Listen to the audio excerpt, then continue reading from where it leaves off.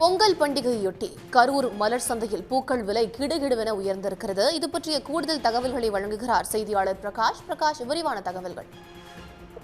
நிச்சயமாக கரூரில் தமிழர் திருநாள பொங்கல் திருநாளை கொண்டாடும் விதமாக கரூரில் விழா கோலம் கொண்டுள்ளது. இதன் நிலையில் மஞ்சள், கரும்பு உள்ளிட்ட பல்வேறு பொருட்கள் விற்பனை செய்யப்படுகிறது. இந்த நிலையில் கரூர் பூ மார்க்கெட்டில் திண்டுக்கல், சேலம் மற்றும் உள்ளூர் பகுதியிலான செக்கனம், எழுதையாம்பட்டி, காட்டூர், கருப்பூர், முனியப்புனூர், லந்தக்கோட்டை உள்ளிட்ட பல்வேறு பகுதியிலிருந்து கரூர் பூ மார்க்கெட்டிற்கு பூக்கள் விற்பனைக்கு கொண்டு வரப்பட்டுள்ளது.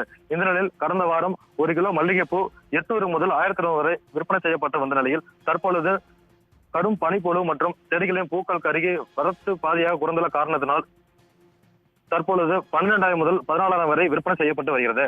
அதே போன்று முல்லைப்பூ 4,000 ரூபாய்க்கும், ஜாதிப்பூ 4,000 ரூபாய்க்கும், ரோஜா கிலோ 200 ரூபாய்க்கும், சம்பங்கி ரூபாய் 150க்கும் தற்பொழுது விற்பனை செய்யப்பட்டு வருகிறது. இருந்த போதிலும் மக்களின் கூட்டம் அதிக அளவில் வரத்து காணப்படுவதால் விற்பனை மும்முரமாக நடைபெற்று வருகிறது. உடனுக்குடன் செய்திகளை தெரிந்து கொள்ள சன் நியூஸ் பெல் ஐகானை கிளிக் பண்ணுங்க.